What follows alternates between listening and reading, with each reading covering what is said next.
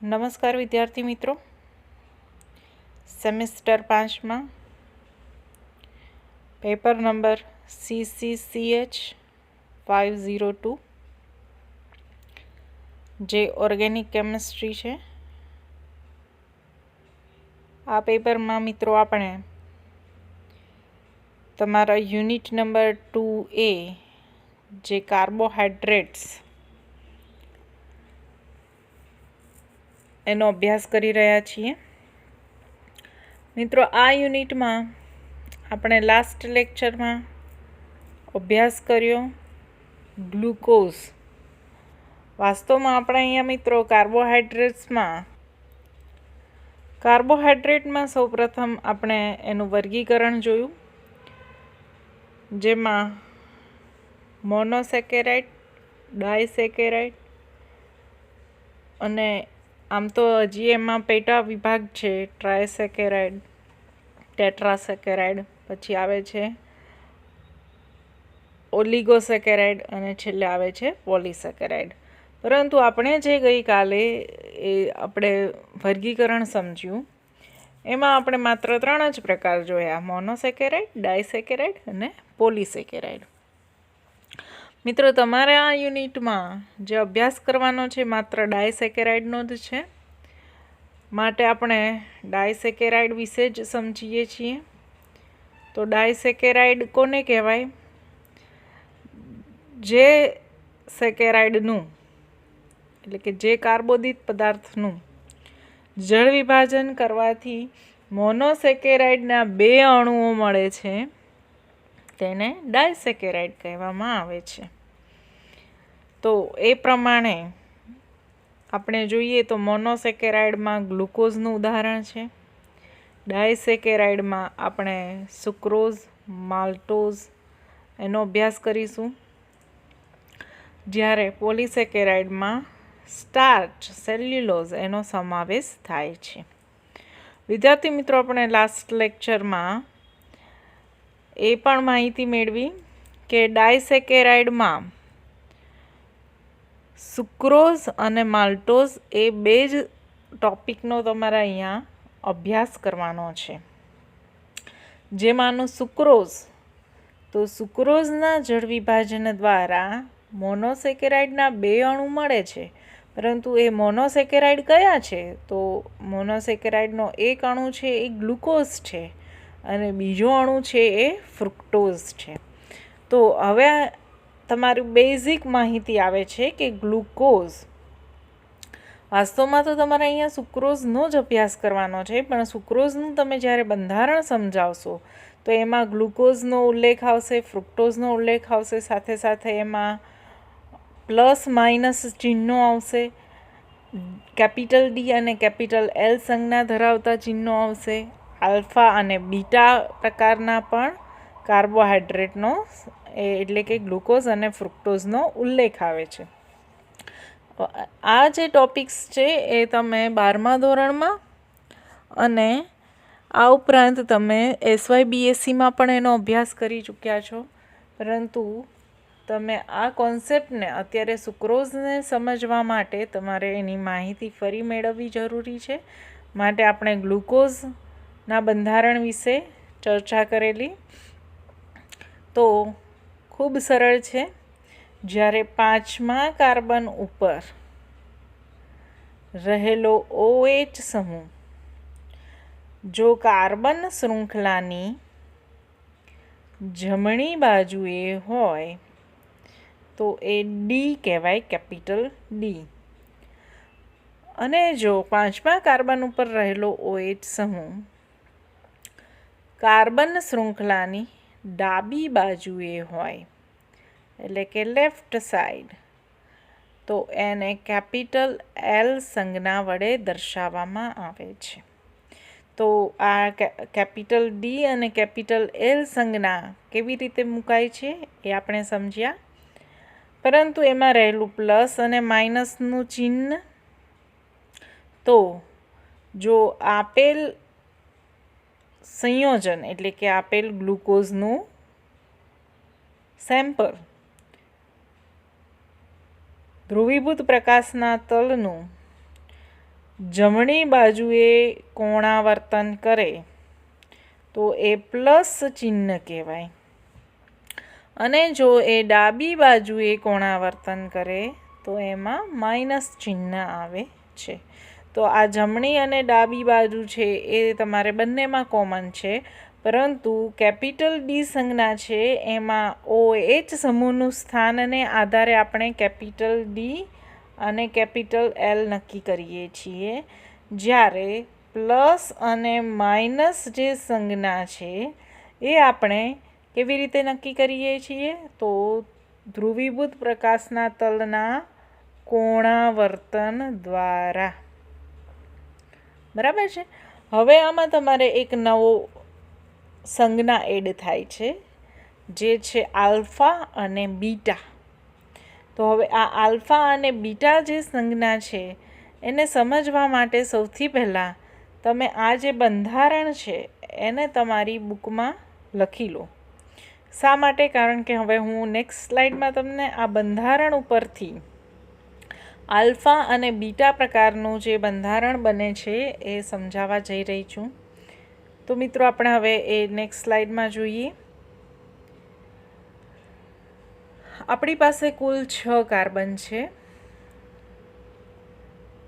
અહીંયા હું તમને આ રીતે દર્શાવું છું. કાર્બન નંબર 1, 2, 3, 4, 5 અને 6. છેલ્લો જે 6 નંબરનો કાર્બન છે એને આપણે CH2OH થી દર્શાવીએ છીએ. પછી 5મા નંબરનો કાર્બન OH, ચોથા નંબરનો કાર્બન OH, ત્રીજા નંબરનો કાર્બન H, OH, અને અહીંયા આવે છે CHO સમૂહ. બરાબર? આલ્ડીહાઇડ સમૂહ કહેવાય. આને શું કહેવાય? આલ્ડીહાઇડ સમૂહ. અહીંયા OH છે તો એની સામે H આવે, અહીંયા H છે તો એની સામે OH આવશે, અહીંયા પણ H અને અહીંયા પણ H, કારણ કે અહીંયા બંને OH સમૂહ છે. તો આ રીતે તમારે ગ્લુકોઝનું બંધારણ દર્શાવવાનું છે. અહીંયા દર્શાવેલું ગ્લુકોઝનું બંધારણ એ કેપિટલ ડી કહેવાય. Capital D plus glucose. આ પ્લસ સંજ્ઞા છે એ આપણે અહીંયા બંધારણ ઉપરથી નક્કી કરી શકતા નથી, પ્રાયોગિક રીતે જ નક્કી થાય છે. બરાબર? તો એમાં હવે આપણે જોઈએ આ કાર્બન નંબર 1, 2, 3, 4, 5 અને 6, કુલ 6 કાર્બન થયા. હવે આ જે બંધારણ છે એ ચક્રીય બંધારણમાં રૂપાંતરિત પામે છે. તો કેવી રીતે ચક્રીય બંધારણ બને છે એ પણ જુઓ. અહીંયા આપણી પાસે આ રીતે કાર્બન સાથે ડબલ બોન્ડમાં ઓક્સિજન, આલ્ડીહાઇડ સમૂહનો, અને અહીંયા આવે છે હાઇડ્રોજન. બરાબર? ત્યારબાદ આપણે અહીંયા દર્શાવીએ આ કાર્બન નંબર 1, 2, 3, 4, 5 અને 1, 2, 3, 4, 5 અને 6, CH2OH. હવે અહીંયા આપણી પાસે 5મા નંબરના કાર્બન ઉપર કયો સમૂહ રહેલો છે? OH સમૂહ રહેલો છે. અહીંયા પણ OH, અહીંયા H અને અહીંયા OH. સામે એનાથી વિરુદ્ધ OH સમૂહ હોય તો હાઇડ્રોજન દર્શાવો, હાઇડ્રોજન હોય તો OH સમૂહ દર્શાવો, H અને અહીંયા પણ H. બરાબર છે? હવે આ બંધારણ કેવી રીતે ચક્રીય બંધારણ રચાય છે એ આપણે જોઈએ. તો આ જે 5મા નંબરના કાર્બન ઉપર રહેલો OH સમૂહ જે છે એમાંનો આ હાઇડ્રોજન, એ હાઇડ્રોજન છે એ કાર્બન અને ઓક્સિજન વચ્ચેનો દ્વિબંધ તૂટે છે.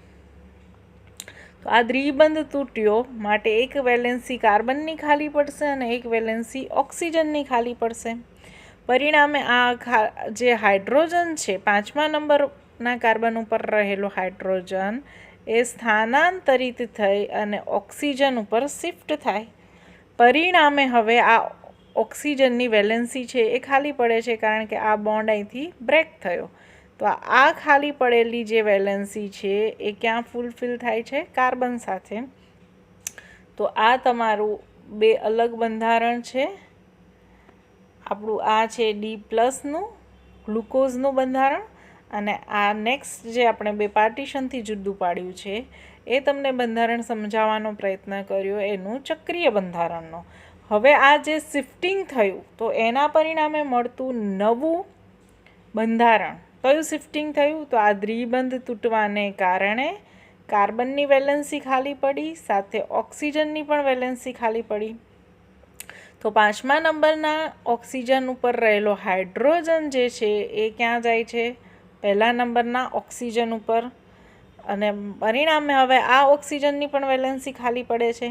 તો એ ખાલી પડતી વેલેન્સી છે એ કાર્બનની ખાલી વેલેન્સી સાથે જોડાય છે, અને આ રીતે કાર્બન, ઓક્સિજન અને કાર્બન, કાર્બન, ઓક્સિજન અને કાર્બન એની વચ્ચે ચક્રીય બંધારણ રચાય છે.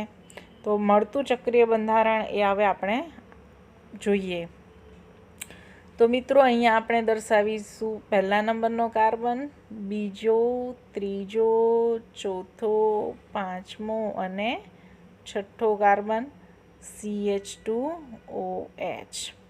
હવે આપણે અગાઉ વાત કરી છે એ પ્રમાણે અહીંયા જે આલ્ડીહાઇડ સમૂહમાંનો કાર્બન ઓક્સિજનનો દ્વિબંધ હતો એ બંધ તૂટ્યો, એટલે હવે અહીંયા કાર્બન ઓક્સિજન વચ્ચે સિંગલ બોન્ડ થયો અને કાર્બનની વેલેન્સી ખાલી પડી. ઓલરેડી એની સાથે હાઇડ્રોજન તો હતો જ. અહીંયા પણ એ રીતે હતું, ઓક્સિજન અને એની સાથે કોણ જોડાયેલો હતો? હાઇડ્રોજન, જે અહીંયા હાઇડ્રોજન શિફ્ટ થઈ ગયો. પરિણામે આ ઓક્સિજનની જે ખાલી પડેલી વેલેન્સી છે એ આ રીતે આપણને જોવા મળે છે. તો ફેરફાર થાય છે 1લા અને 5મા કાર્બન ઉપર જ થાય છે, બાકી બધું જેમ છે તેમ જ લખવાનું છે. એટલે આ 3જા નંબરનો, 4થા નંબરનો, 5મા નંબરનો કાર્બન અને 6થા નંબરનો કાર્બન. તો અહીંયા આપણે ફરી OH, H અને OH જે પ્રમાણે હતું એ જ પ્રમાણે દર્શાવીએ છીએ. H, OH, H અને અહીંયા પણ H. તો આ જે છે બંધારણ એ ચક્રીય બંધારણ થયું. હવે ચક્રીય બંધારણમાં જ્યારે 1લા નંબરના કાર્બન ઉપર રહેલો OH સમૂહ જો ચક્રની અંદરની બાજુએ હોય તો આ બંધારણ આલ્ફા પ્રકારનું બંધારણ કહેવાય. અને જો આલ્ડીહાઇડ સમૂહમાંનો કાર્બન ઓક્સિજન બંધ એ અવકાશમાં, અહીંયા તમે જોઈ શકો છો જમણી બાજુએ છે, પરંતુ જો એ ડાબી બાજુએ આવેલો હોય તો આ બંધારણ છે એ કયું કહેવાય? બીટા બંધારણ કહેવાય. એનો મતલબ એવો થયો કે આ જે OH સમૂહ છે એ ક્યાં હોવો જોઈએ? હાઇડ્રોજનની જગ્યાએ, અને હાઇડ્રોજન છે એ ક્યાં હોવો જોઈએ? OH સમૂહની જગ્યાએ. તો હવે હું તમને આ જે સ્ટ્રક્ચર છે એ મેં તમને આ સ્લાઇડમાં દોરીને સમજાવ્યું, જે હવે આપણે નેક્સ્ટ સ્લાઇડમાં જોઈએ. તો હવે મિત્રો તમે અહીંયા જોઈ શકો છો આલ્ફા અને બીટા બંધારણ.